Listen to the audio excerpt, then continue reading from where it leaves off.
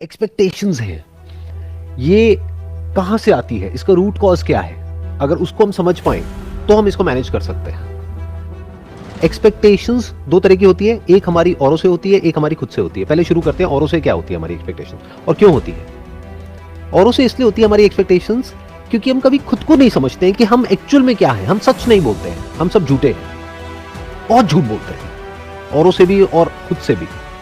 जैसे हम क्या एक्सपेक्ट करते हैं सामने वाले से कि वो जब मेरे साथ रिलेशनशिप में है तो वो किसी और के बारे में सोचे भी नहीं।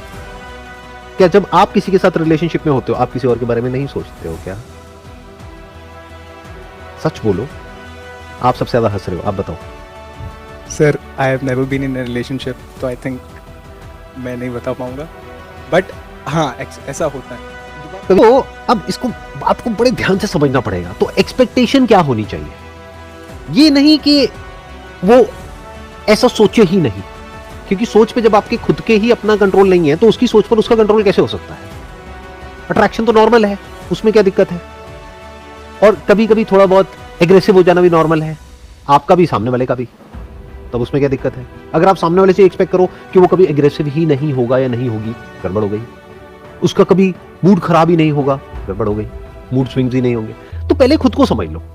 If you understand yourself properly, अब आप सामने वाले को समझ सकते हो। Now you are in a position कि अब आप एक रिलेशनशिप में जा सकते हो। नहीं तो आपको रिलेशनशिप में नहीं जाना चाहिए, नहीं तो आप उससे कुछ भी ऐसा एक्सपेक्ट करने लग जाओगे जो बिल्कुल बकवास है।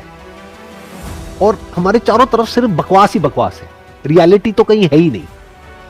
एक सास आकर के अपनी बहू को बोलती है कि तू तो मेरी बेटी से भी बढ़ करके है, फिर जो उस घर में होता है वो उससे बिल्कुल अलग है जो उसकी बेटी के साथ हो रहा है। ये सच है नहीं है? तो क्या हो रहा है, इसकी शुरुआत ही झूठ हो गई। तो यहां पे लड़ाई झगड़े होने हैं, क्योंकि ये सब इमेजिनेशन पे बेस्ड है, रियलिटी पे तो कहीं बेस्ड ही नहीं है। तो अगर आप खुद को समझना शुरू कर देते हो, अब आप बड़े आसानी से सामने वाले को समझ सकते हो, क्योंकि आप में और उसमें कोई फर्क नहीं है फंडामेंटली।